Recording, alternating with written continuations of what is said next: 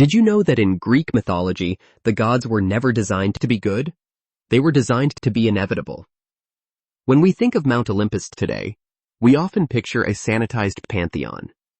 A family of majestic immortals ruling from the clouds, occasionally bickering, but ultimately maintaining a civilized cosmic order.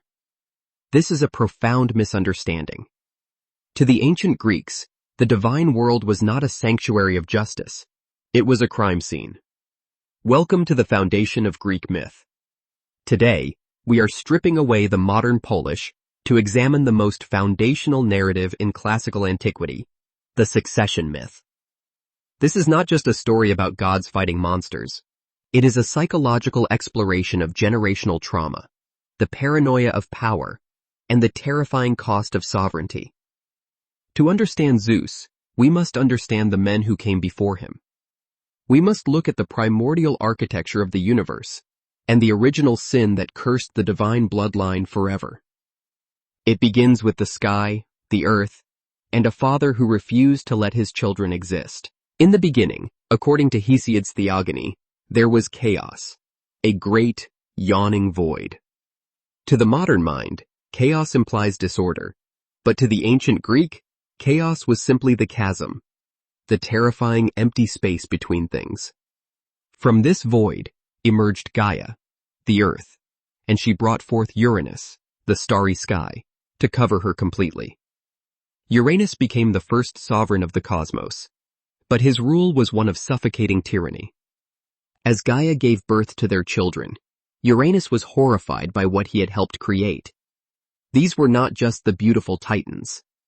Gaia also birthed the Cyclopes, brilliant, one-eyed craftsmen of raw elemental power, and the Hecatoncheires, the hundred-handed ones, monstrosities of unimaginable physical force. Uranus looked upon them not with paternal love, but with visceral disgust and fear. He saw the chaotic, untamed forces of nature, and he sought to suppress them. In a desperate bid to maintain absolute control, he forced his children back into the womb of the earth. He buried them alive deep within Gaia's subterranean caverns, the deepest pits of Tartarus, refusing to let them see the light. To the ancient philosophers, this wasn't just physical abuse. It was an ontological crime. Uranus represents a closed system. He is the sky pressing so tightly against the earth that nothing can grow, nothing can evolve. He is absolute stasis. He is stagnation. Gaia, agonizing from the immense physical pressure of her trapped, growing children, realized that the cosmic order had to be broken. She forged a sickle of gray adamant, a mythical, unbreakable stone. She pleaded for one of her sons to rise up. Only the youngest Titan answered. His name was Kronos. When Uranus descended to embrace Gaia, bringing the darkness of night with him, Kronos ambushed his father from the shadows. With a single, violent stroke, he castrated the sky. The violence of this act fundamentally reshaped reality. The severed flesh fell into the ocean, and from that violent collision of divine blood and sea foam, Aphrodite, the goddess of love and beauty, was born. It is a striking paradox that the Greeks understood perfectly. From the most brutal acts of violence, profound beauty can emerge. Furthermore, from the blood that struck the earth, the Furies, the ancient, unrelenting goddesses of vengeance, were awakened. The cosmos was torn open. Space was permanently created between the sky and the earth. But the throne was now stained with blood, and as Uranus retreated forever into the upper ether, he left Kronos with a prophetic curse. You too will fall by the hand of your own son. Kronos took the throne, initiating what the Greeks called the golden age of man. For mortal humans, this was a time of absolute peace. The earth gave forth food freely, there was no disease, and mortals lived like gods. But this golden age was built on a foundation of terror. In the divine realm, Kronos' mind was being poisoned by his father's final words. He had learned a lethal lesson from Uranus. Power can only be maintained through the violent suppression of the future. But where Uranus tried to hide his children in the earth, Kronos chose a more intimate, horrifying prison. as his sister wife Rhea gave birth to the first generation of Olympians, Hestia, Demeter, Hera, Hades, and Poseidon. Kronos systematically took each infant and swallowed them whole. This is the image that defines the Titan king, the devourer. But look closer. This is a profound allegory for time itself, Kronos. Time gives birth to all things, only to eventually, inevitably, consume them. Kings, empires, and gods all eventually fall into the maw of time. Politically, it is the ultimate expression of paranoia. Kronos turned his own body into a tomb for his heirs. He sought to halt the inevitable cycle of generations. But in his desperate attempt to outmaneuver fate, he engineered his own destruction. Rhea, driven to the edge of sanity by the loss of her children, sought the counsel of her mother Gaia. When her sixth child was due, she retreated to a dark cave on the island of Crete. She wrapped a massive stone in swaddling clothes and presented it to her husband. Kronos, blinded by the sheer routine of his own tyranny, swallowed the stone without a second thought. He believed his throne was secure. He did not know that in the dark caves of Mount Ida, his true executioner was growing stronger. Zeus had survived. To protect the crying infant from the acute hearing of Kronos, Rhea employed the Curites, armed warriors who danced outside the cave, violently clashing their spears against their bronze shields to drown out the voice of the future king. Zeus was raised in secret, nursed by the divine goat Amalthea, preparing for the day he would answer his grandfather's curse. When Zeus finally reached adulthood, he did not simply wage a frontal assault. He dismantled his father from the inside out. With the help of the Titaness Metis, whose name literally translates to cunning wisdom, Zeus approached Kronos in disguise and administered a magical emetic. The Titan king violently regurgitated the Omphalos stone, followed immediately by the 5 fully grown Olympian siblings, who emerged from their father's stomach unaged and hungry for war.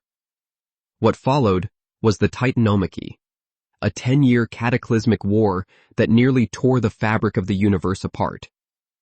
This was not a localized battle. It was a cosmological world war. Zeus realized he could not win with brute force alone.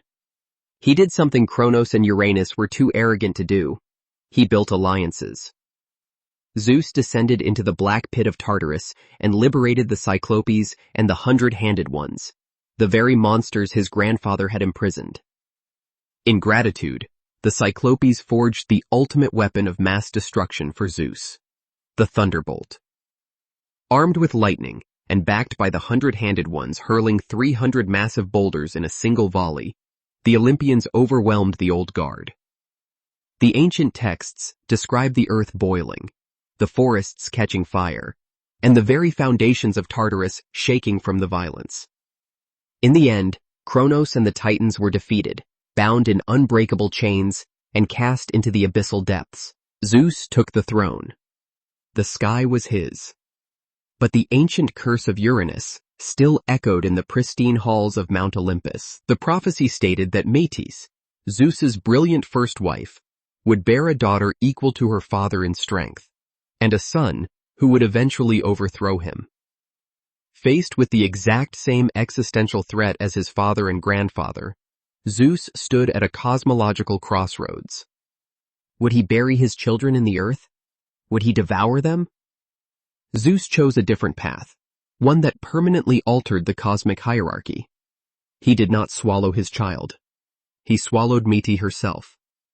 Through trickery, he convinced her to transform into a fly, and he consumed her entirely, integrating her into his very being. Because he absorbed the mother, the prophesied son was never conceived. Instead, the daughter, Athena, the goddess of strategic warfare and intellect, was later born directly from Zeus's split skull, fully armored and loyal only to him. Zeus succeeded where his ancestors failed, because he internalized wisdom, rather than just relying on paranoid violence. Furthermore, he did not hoard all the power. He established the kleromancy, a casting of lots with his brothers. Poseidon drew the seas, Hades drew the underworld, and Zeus kept the sky. By distributing authority and creating a stabilized, bureaucratic cosmos, Zeus halted the cycle of generational destruction. He broke the wheel. The gods of ancient Greece were not role models. They were magnificent, terrifying reflections of the human condition.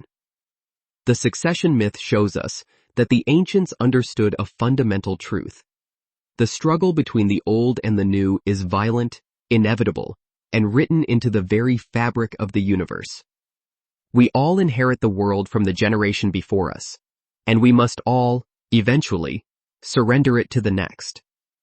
The tragedy of the ancient gods is that they lived forever, forced to fiercely guard their power against the relentless, undefeated march of time. This is the true weight of mythology. If you are ready to look past the elementary stories and explore the profound depths of the ancient world, make sure to subscribe. In our next video, we will look at the ultimate punishment of Sisyphus and ask why the gods believed that endless, purposeless labor was a fate worse than death. Until then, remember, even the immortals were afraid of the dark.